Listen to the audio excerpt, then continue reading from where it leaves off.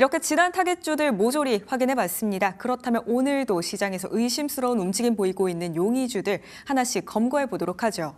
오늘 첫 번째 용의주로서는 삼성전기 제시해 주셨습니다. MLCC 관련주들 오늘 상당히 분위기 좋습니다, 반장님. 네. 요즘 시장을 보면요. 그냥 반도체가 아니라 AI가 전기를 빨아먹고 있는 시대죠. 그래서 어떻게 보면 AI 서버 같은 경우는 사람이 잠자는 동안에도 계산을 해야 되고 우리가 모르는 사이에도 데이터와 연산을 좀 삼키고 있는데 그런데 이제 그 AI 서버 안에서 전기 흐름을 잡아주는 심장 역할을 하는 게 바로 이제 정자 산업의 쌀이라고 불리는 MLCC입니다.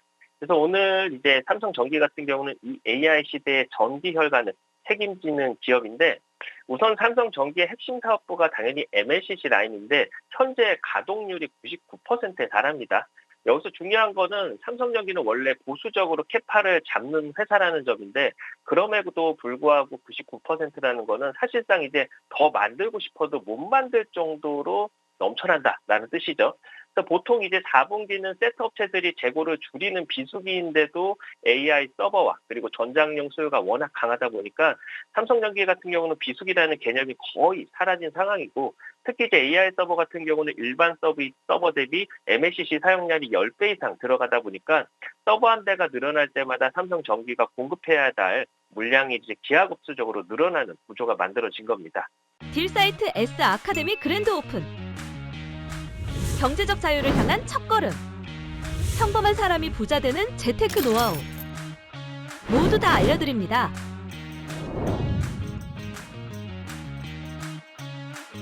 아카데미 오픈 기념 특별 이벤트. 최대 50% 할인 혜택. 전문가별로 받아보는 다양한 혜택. 랜덤 경품 증정. 모든 강좌 1강 무료 공개. 기초 개념부터 실전 투자 기법까지 인생을 바꾸는 금융 투자 교육. 딜사이트 S 아카데미와 함께하세요.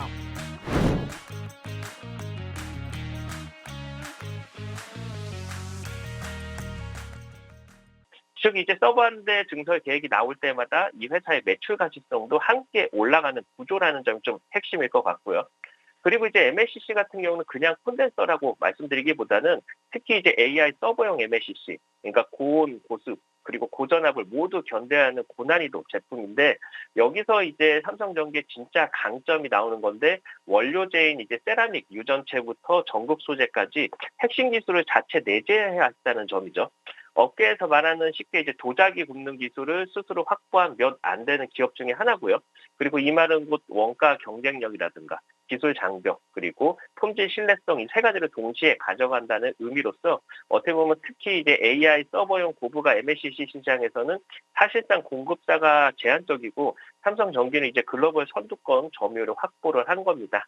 이 시장이 커질수록 삼성전기는 자연스럽게 가격 협상력을 가지게 될 겁니다. 그리고 이제 삼성전기 같은 경우는 단순히 MLCC만 볼 게 아니라요.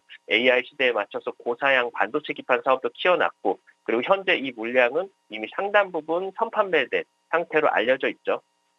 메타나 구글 같은 빅테크 기업들이 수천억 달러 규모의 AI 데이터 센터 투자를 발표하면서 AI 서버용 고다층 대형 기판 수요 같은 경우는 앞으로 더 커질 가능성이 크고 여기에 더해서 유리기판이라던가 아니면 실리콘 캐패시터 그리고 휴머노이드 로봇용 카메라 모듈까지 어떻게 보면 자율주행 이미지 센서까지 포함해서 신사업 포트폴리오가 AI 생태계 중심으로 좀 재편이 되고 있습니다.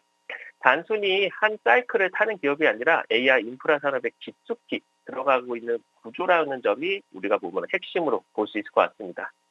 차트를 보시면은 앞서서 주가는 한 차례 반등 이후에 눌림목을 잘 나타내준 상황입니다. 이 눌림 구간에서도 어떻게 보면 외인 기관의 수급이 좀 빠지지 않고 오히려 기관의 매수세는 최근에 강력하게 들어오면서 다시금 상승 추세로 돌아서주는 모습인데요. 4분기 영업이익도 컨센을 상회할 예정이고 그리고 내년에 MLCC 시장 확대 기대감이 커져가고 있는 만큼 25만 원 정고점 돌파 후에 추세가 상승으로 이어지는지 확인이 필요할 것 같습니다. 정리해보면 삼성전기는 그냥 부품주다라기보다는요, AI 서버가 늘어날수록, 그리고 전기 소모가 커지고, 그리고 데이터 센터가 확장될수록 실적 하방이 단단해지는 구조를 가진 기업이라고 볼 수 있습니다. MLCC는 이미 풀가동이 되고 있고, 고부가 제품 위주의 체질 개선에, 그리고 FCBGA와 신사업까지 AI 방향으로 정렬된 상황에서 이런 기업은 단기 재료가 아니라 산업 구조 변화의 수혜주인지 좀 확인을 하셔야 됩니다. 오늘의 용의주 삼성전기였습니다. MLCC의 고사양 반도체 기판까지 성장 동력을 충분히 보유하고 있는 삼성전기입니다. 주가 전고점 시원하게 넘어설 수 있을지 한번 지켜보시죠. 이렇게 첫 번째 용의주였고요. 두 번째 용의주로서는 LG화학을 제시해 주셨습니다. 전고체 배터리 상용화에 꼭 필요한 핵심 기술을 만들어냈다고 하더라고요, 반장님. 네, 배터리는 그냥 용량이 아니죠. 이제는 안정성과 속도, 그리고 이제 구조 자체가 바뀌는 시대로 좀 들어가고 있는데, 마치 이제 스마트폰이 옛날에 이제 버튼폰을 막 밀어냈던 것처럼 전고체 배터리 같은 경우는 기존의 리튬 배터리를 완전히 이제 다른 차원으로 끌어올릴 기술이고요. LG화학은 그 변화의 중심에서 그 기술로 판을 좀 흔들고 있는 상황입니다. 우선 LG화학이 이번에 전고체 배터리를 공개했는데 이제 기술의 핵심은 고체 전해질 입자 크기를 완전히 균일하게 만드는 공정이죠. 기존 이제 액상 공정 같은 경우는 입자 크기가 들쑥날쑥하기 때문에 전극 내부에 미세한 빈틈이 좀 생기고 이 공간에 이제 리튬이온 이동을 좀 막아서 성능 저하의 원인이 됐었습니다.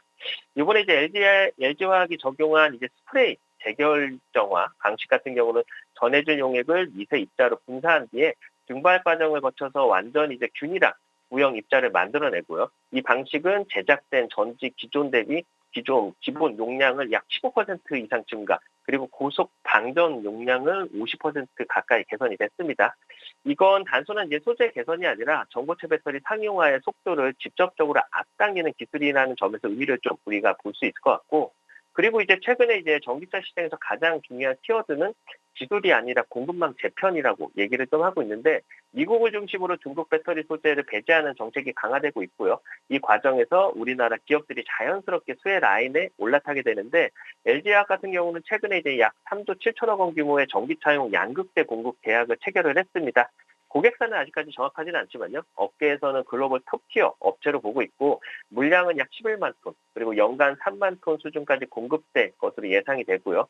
여기에 이제 테슬라나 도요타, 혼다, 그리고 자율주행 경쟁까지 더해지면은 전기차 수요의 이제 구조적인 회복 가능성도 동시에 좀 커지고 있고, LG화학은 이미 중국 의존도를 낮춘 탈중국 공급 체제를 구축해온 기업이다 보니까 그게 좀 강점으로 작용을 하고 있습니다. 그리고 이제 LG화학의 또 다른 핵심은 사실 이제 자회사 지분 가치에 좀 있죠.